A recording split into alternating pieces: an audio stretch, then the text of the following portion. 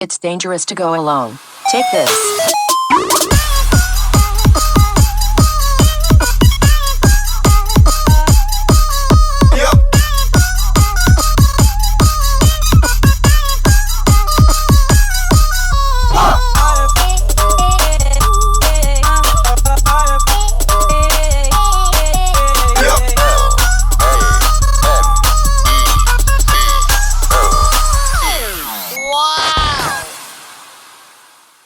Welcome to the realm of geekdom. This is nerd breaking news.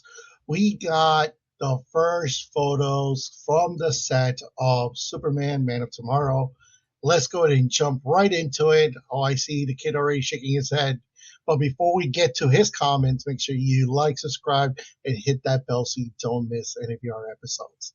So let's jump from the set. First photo of tomorrow. We're looking at this picture right here. Kid, go ahead and jump in. I'm not doing this. I'm letting the professor go first. Oh, about this dreadful Man of Tomorrow movie? Oh, happily. Thank you. No. James Gunn has he shouldn't even be allowed to make a sequel to the first Superman movie because he didn't even make a first one. When you're looking at it, Superman was in that movie maybe 15 minutes. So now you're going to go ahead, take the exact same bloated cast and add even more people to it. So you're going to put Brainiac in there. Brainiac got to have some kind of minions, right? They got to have some kind of screen time too.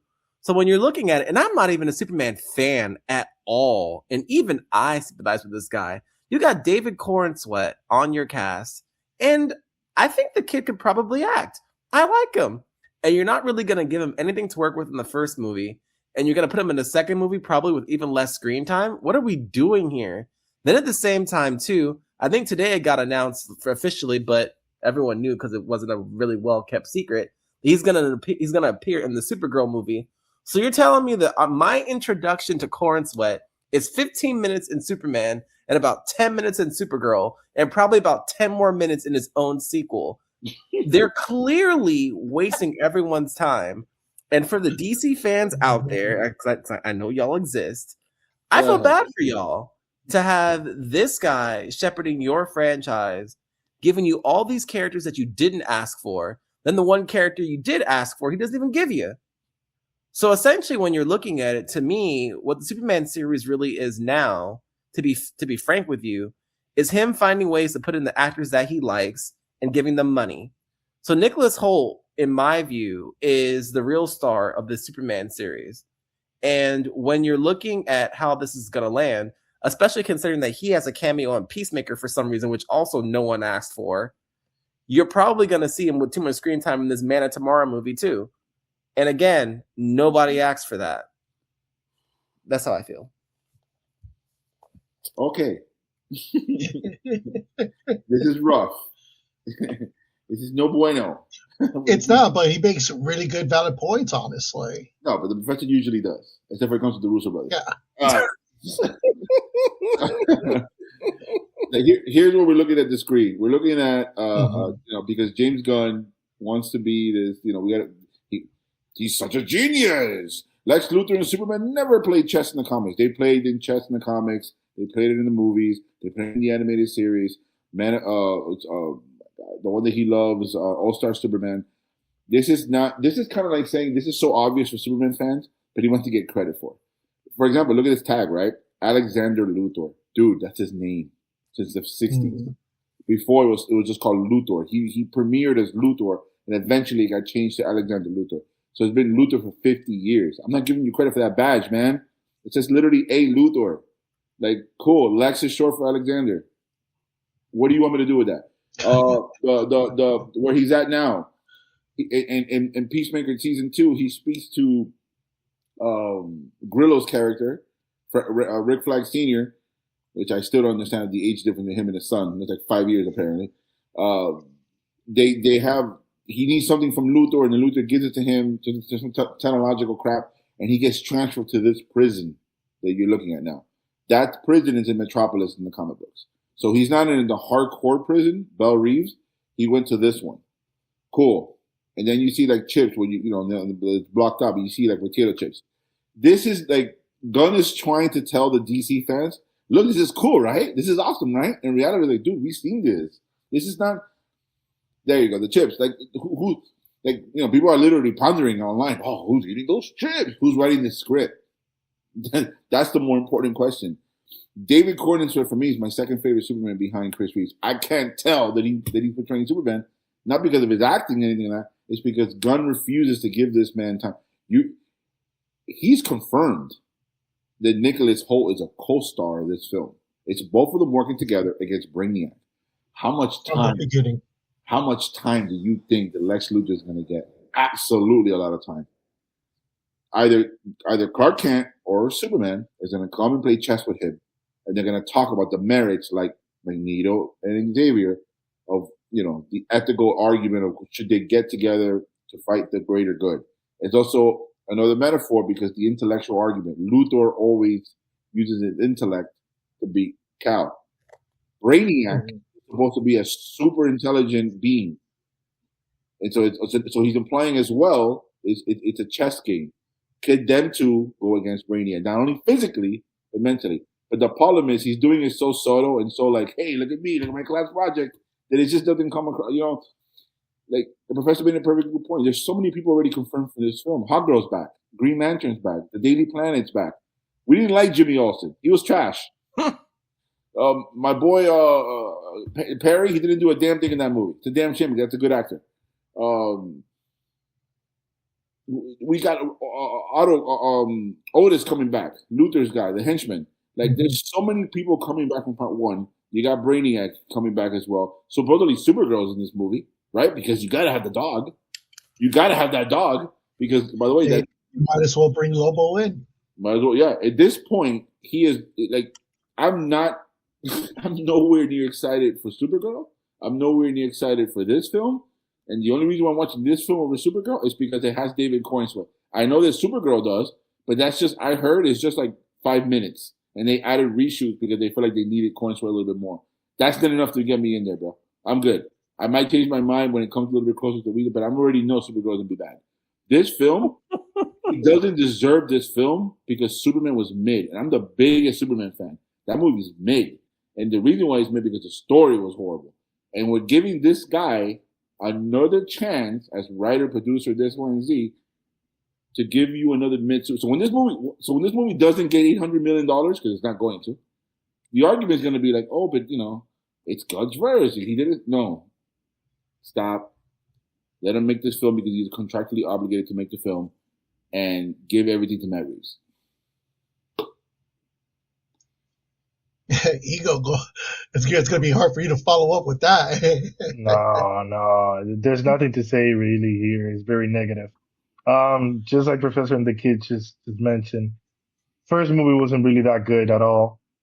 It felt like a waste of time and a waste of talent, right? Like you go and I remember when they were casting Superman and they had so many good actors and, we ended up with David and David was such a good choice. And then like you guys said, like give him, I don't know, he's supposed to be the person of the story. This is his story.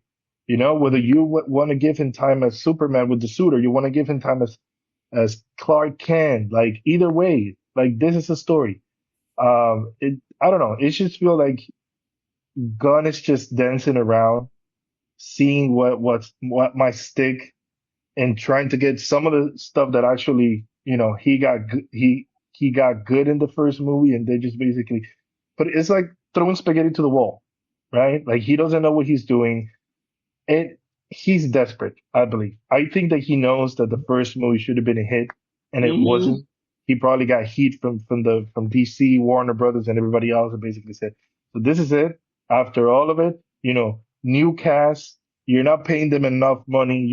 They even were boasting about the fact that they didn't take that much money to make the movie at all. No, but Ego, like Zaslav, when the movie came out, the ex-guy of Warner Brothers was salivating. Everybody gave the rave reviews. The critics gave Superman in the 90s. Like it was, now it's in the 80s, obviously, it went down. But the fans, it's like an 83 on Rotten Tomato, and it's a 90 something. The fans love this film. Like I can't comprehend, and that's a great point you made. Gunn should be desperate to make a better film, but the problem is when your bosses are telling you, "Don't worry about the box office. It's a great film." What? This is Superman. Like, make money. A lot to be desired. A lot to be desired. The story could have been better. Like I agree. So right now it doesn't feel like we're gonna get not even a decent movie as a part two. It doesn't even feel like it's a sequel to the first one because you don't even know what happened in the first one. And then you got the two of them teaming up together for what? 15 minutes ago. Because remember, this is a part two. I don't know the timing of this part two. Is this 15 years ago or after everything happened? Come on, Luther's not going to sit down for 15 years. It feels fresh because he's in jail, right? At the end of the first one, he goes to jail. And then when you see him in Peacemaker 2, he comes up with a game plan to go to transfer to this certain jail. So if you want to make an estimate, I would say 2 months, bro. 2 months from the first one. Jesus. Okay, 2 months. We're becoming friends to save the world. I guess. What a 360. I just gotta say, James Gunn's boss has said, "Don't worry about making money. We're about to get sold next week, anyways." But now that Paramount's about to buy this thing, remember, James Gunn hasn't got an extension yet. Remember that. There's no extension for James Gunn yet. I know. Now that Paramount's about to buy Warner Brothers, James Gunn better hope to God that this movie makes $1 billion. 100%. Because they're gonna need it. Listen. Out of his job. That's his last movie. To Professor's point, that's a good point you made. If this movie doesn't have an 8 in front of it, he's done. He's fired. Yeah, he's done. He should be fired. Yes. And Peter Safran as well. Get him out of there too. Both of them. So yes. But the point is, I'll tell you, y'all, Guardians of the Galaxy 4 coming soon. We're gonna have Guardians 4. Corin Sweat's about to get some listen. Marvel. He'll be Gladiator what in Marvel. pisses me off of all of this is that at least when you talk about Marvel, right? We're talking about Doomsday, Secret Wars, and whatever. Listen, they did what they had to do to get people interested again. They went and Professor, we're talking of the air right now. Like they had different projects and they picked the best and they put this aside. They know that they need to get our money back and they're doing everything in their power. The story, the actors are coming back, whatever it takes to get us back to watch Marvel. And it's going to work. Everybody feels it. It doesn't seem like DC cares about it. That's a hell of a point. I don't think it's that, actually. That's a hell of a point. Actually, what I think, I actually agree with everything you're saying, Eagle. I think what James Gunn is seeing is that the Marvel universe is starting to come back up, and he has to build his universe right now. And what's the best way to do it is by throwing 100 characters out there, introducing them, and just trying to build it all at once in hopes that all these names that are coming in, all these characters that are coming in, bring enough people to go sit down in the theater. But we did this before. They literally did this before. Once upon a time, there was a Batman movie script and there was a Superman movie script. Then some idiot said, let's mash them together and do Batman versus Superman. Then somebody said, you know what? Let's put Doomsday in it. And they said, you know what's going to be great? We're going to have Wonder Woman up here in the end. They're going to love that. And we all hated it. And then Deathstroke popped up. And we're like, what's he doing here? And some exec said, oh, that's so cool. And the nerds universally said, this is dumb as shit.